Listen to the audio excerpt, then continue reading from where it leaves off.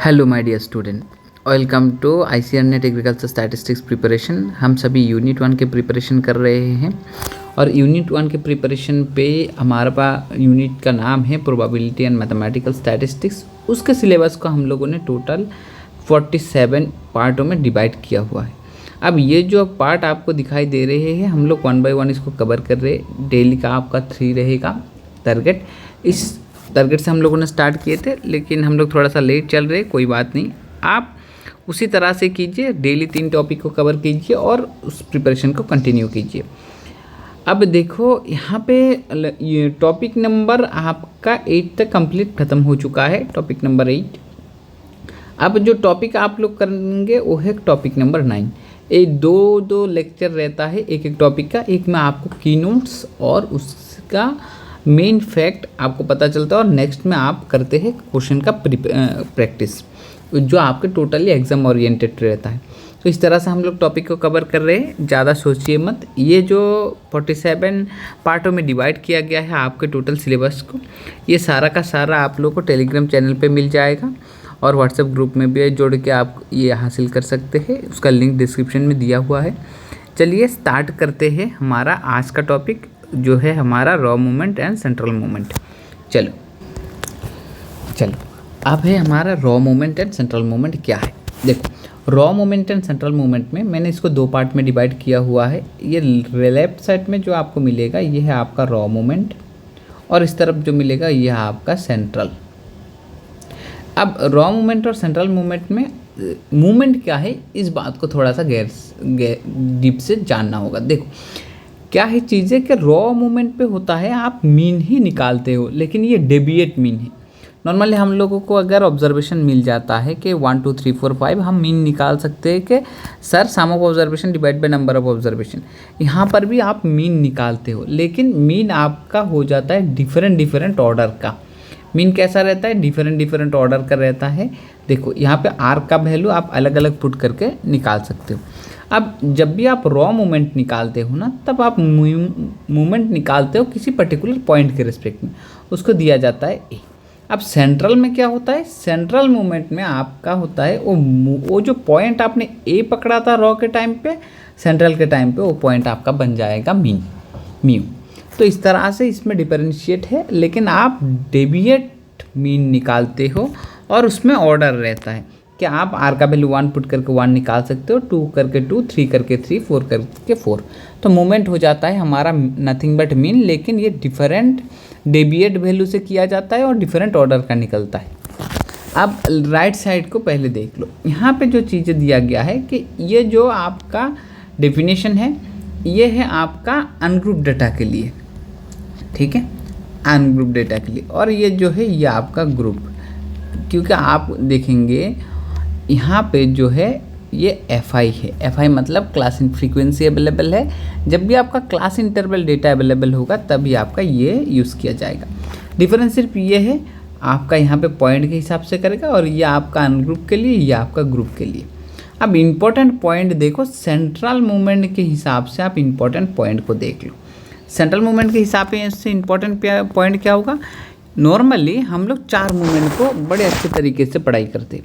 ये है पहला, जिसको हम फर्स्ट ऑर्डर सेंट्रल मूवमेंट बोलते हैं, जो 0 होता है। और दूसरा जिसको हम लोग वेरिएंस बोलते हैं, एसेंशियल प्रॉपर्टी से इससे बाहर आपको पढ़ने की ज़रूरत होगा नहीं, ठीक है। तो ये वेरिएंस है। अब ये थर्ड सेंट्रल मूवमेंट में आपको दिया गया है कि ये स्क्यूनेस को आइडेंटिफाई करता है। क्या करता है? स्क्यूनेस को आइडेंटिफाई करता है। अब स्क्यूनेस को आइडेंटिफाई जब करेगा, आप देखेंगे कि आपका थर्ड ऑर्डर सेंट्रल मूवमेंट अगर ग्रेटर देन 0 होता है तो ये पॉजिटिवली स्क्यूड होगा, लेस देन होगा नेगेटिवली स्क्यूड होगा, इक्वल टू 0 है तो ये आपका सिमेट्रिक बनेगा। ये 3 चीज़ें आप याद करके रखिए, ये बड़ा इंपॉर्टेंट चीज़ है, इससे आपको एग्जाम में क्वेश्चन पूछा गया है। अब ये देखो यहाँ पे है फोर्थ सेंट्रल मूवमेंट, मतलब म्यू4 आपके बेसिकली कार्टोसिस को आइडेंटिफाई करता है। और ये बीटा 2 क्या है? Coefficient of kurtosis. कैसे डिफाइन किया जाता है? μ4/μ2²। तो क्योंकि ये μ2 जो है ये वेरिएंस है, तो वेरिएंस आपका स्क्वायर क्वांटिटी होता है, तो ये पॉजिटिव रहेगा। तो जो भी आपका μ4 का वैल्यू होगा उसके ऊपर डिपेंड करके आप कार्टोसिस को निकालोगे। होपफुली आप लोग वो स्क्यूनेस कर्टोसिस जानते हो।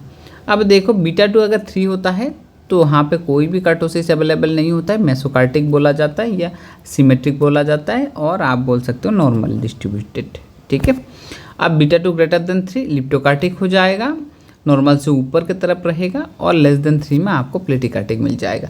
ये है आपके एसेंशियल प्रॉपर्टीज़ आपके सेंट्रल मूवमेंट से। अब रॉ मूवमेंट में आपको सिर्फ 2-3 चीज़ें और देखना पड़ेगा कि रॉ मूवमेंट आपका ओरिजिन के ऊपर डिपेंड करता है। देखो अगर ओरिजिन के ऊपर डिपेंड करने का मतलब आप यहाँ पे देखो raw movement depends on the origin. अगर आपका एक्स है और आप उसका ओरिजिन ही चेंज कर रहे हो, एक्स माइनस ए से हिसाब कर रहे होंगे, तो आपका जो मूवमेंट है वो इसके रिगार्डिंग हिसाब कैलकुलेट करने पे जो आता आएगा, इसके रिगार्डिंग कैलकुलेट करने पे दूसरा आएगा। बस बात यही है, मतलब if origin change raw movement आपका चेंज हो जाएगा। अब raw movement are not invariant, तो क्योंकि ये चेंज हो जाता है, ये इनवेरिएंट तो होगा नहीं।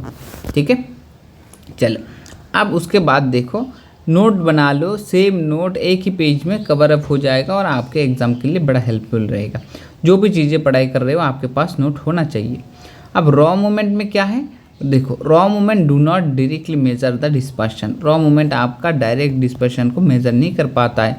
रॉ मूवमेंट से आप सेंट्रल निकाल सकते हो, सेंट्रल से आप डिस्पर्शन को मेजर कर सकते हो।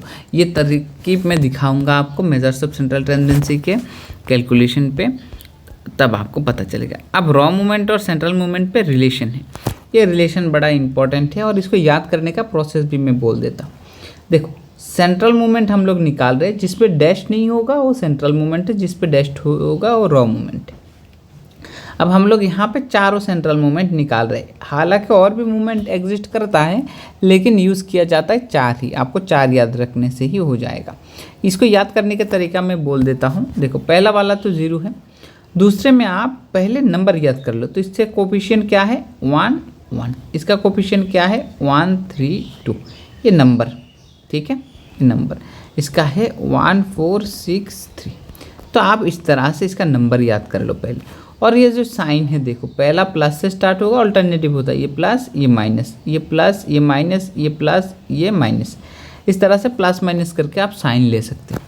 अब जब भी ये μ2 से स्टार्ट होगा रॉ से, तो यहाँ पे μ2 डैश होगा, μ3 होने से μ3 डैश होगा, μ4 होने से μ4 डैश होगा। अब देखो ये μ2 होगा तो लास्ट में स्क्वायर रहेगा, μ3 होगा तो लास्ट में क्यूब रहेगा, μ4 होगा तो लास्ट में टू द पावर में 4 होगा, और यहाँ पे 2 होगा तो टोटल मिला के ये लोग 2 ही रखेंगे। देखो इसके नीचे 2 है, 3 है तो यहाँ पे 3 है, और यहाँ पे 2 + 1 3 है, और यहाँ पे 1 का पावर 3 तो 3 है, 4 है यहाँ पे 4 है, 3 + 1 4, यहाँ पे 2 और यहाँ पे 1 को 2 बार लिया गया है 4, तो ये 1 को 4 बार लिया गया है 4। इस तरह से आप लोग याद कर लो और 2-4 बार लिखोगे तो ऑटोमेटिक याद हो जाएगी। ये चीज़ें बड़ा इंपॉर्टेंट है, ये रिलेशन है, तब आपको ये रॉ मूवमेंट प्रोवाइड होगा, सेंट्रल मूवमेंट निकालने को बोलेंगे, और सेंट्रल मूवमेंट निकालने के बाद स्क्यूनेस कर्टोसिस निकालने के लिए बोलेंगे।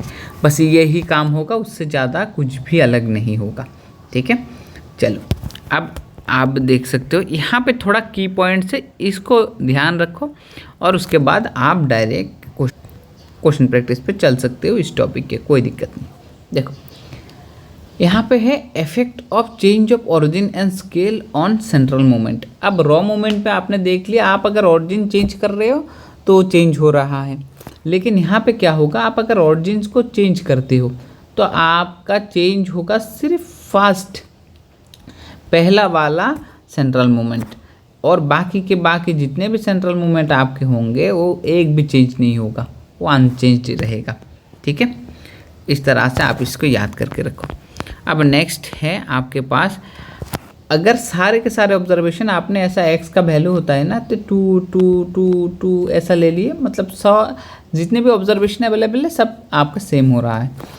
तो अगर आपके सब ऑब्जर्वेशन सेम हैं तो आपका जितने भी सेंट्रल मूवमेंट हैं वो सारे के सारे 0 बन जाएंगे।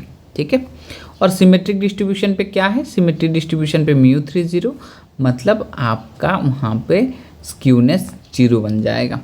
अब नॉर्मल डिस्ट्रीब्यूशन पे क्या होता है, नॉर्मल डिस्ट्रीब्यूशन पे β2 कोफिशिएंट ऑफ कर्टोसिस 3 होता है और स्क्यूनेस जो थर्ड ऑर्डर सेंट्रल मूवमेंट है वो 0 बन जाता है। ये की पॉइंट को आप नोट डाउन कर लो, बाकी आप क्वेश्चन प्रैक्टिस कर लेना, ठीक है। Thank you for watching.